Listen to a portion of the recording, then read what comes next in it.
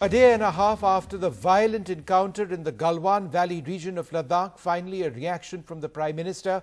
Mr. Modi says our soldiers died, but not before. They killed Chinese soldiers as well before being killed in action. He says India can give a fitting reply when provoked.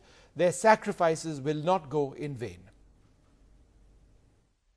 हमने हमेशा से ही अपने पड़ोसियों के साथ एक cooperative और friendly तरीके से मिलकर काम किया है।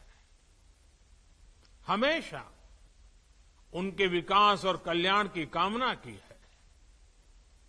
जहां कहीं हमारे मतभेद भी रहे हैं, हमने हमेशा ही ये प्रयास किया है कि मतभेद विवाद न बने, डिफरेंसेस डिस्प्यूट्स में न बदले। हम कभी किसी को भी उकसाते नहीं हैं, लेकिन हम अपने देश की अखंडता और संप्रभुता के साथ समझौता भी नहीं करते हैं।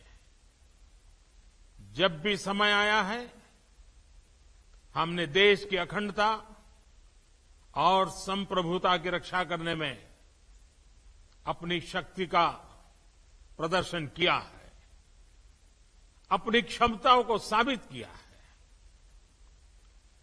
त्याग और तितिक्षा हमारे राष्ट्रीय चरित्र का हिस्सा है, लेकिन साथ ही विक्रम और वीरता भी उतना ही हमारे देश के चरित्र का हिस्सा है।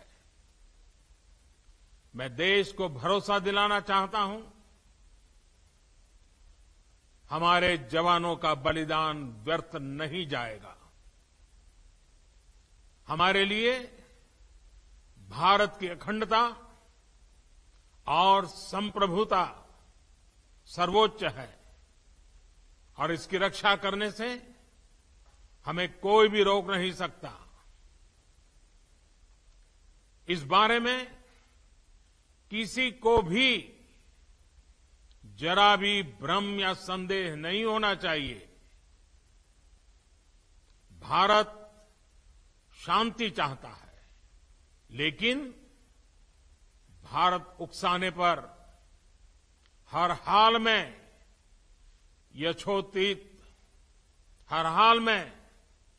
यथोचित जवाब देने में सक्षम है।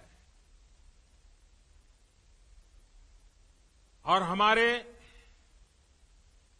दिवंगत शहीद वीर जवानों के विषय में देश को इस बात का गर्व होगा